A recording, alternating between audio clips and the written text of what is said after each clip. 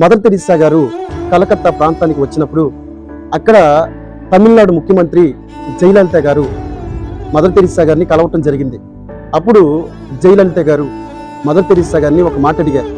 ఏంటి అంటే, అమ్మా మీరు ఎక్కడో అమెరికా దేశం నుంచి అన్నీ వదిలిపెట్టి, సుఖాలు సౌకర్యాలు వదిలిపెట్టి మీరు ఈ యొక్క మరి కలకత్తా ప్రాంతంలో మురికి వాడల మధ్యలో చిన్న బిడ్డల్ని, అనాథల్ని, దిక్కులేని వారిని మీరు ఇంత ఆదరిస్తున్నారు, ఇంత సహాయం చేస్తున్నారు. దీనివల్ల మీకు కలిగిన లాభం ఏంటి? దీనివల్ల మీరు ఏమి పొందుకున్నారు అంటే, అప్పుడు మదర్ తెరీసా గారు అన్నారు, అమ్మా నేను పొందుకోవటం కాదు, నేను కోల్పోయాను అని చెప్పింది.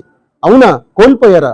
ఏం కోల్పోయారు అంటే, నేను గర్వాన్ని కోల్పోయాను, నాలో ఉన్న మత్సరాన్ని కోల్పోయా, నాలో ఉన్న అతిశయాన్ని కోల్పోయా, నాలో ఉన్న డంబాన్ని కోల్పోయా, నాలో ఉన్న ప్రతి ఒక్క మూర్ఖత్వాన్ని కోల్పోయా, నాలో ఉన్న లోకాశలు, నేత్రాశలు, శరీరాశలు కోల్పోయా.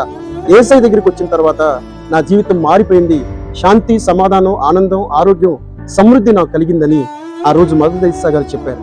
కాబట్టి ఈ మాటలు వింటున్న మనం కూడా ఆ యేసులోనే సంతోషం, సమాధానం, ఆనందం, ఆరోగ్యం, సమృద్ధి ఉంది కానీ అని మనందరం తెలుసుకోవాలి. ప్రభు ఈ మాటలు దీవించును గాక.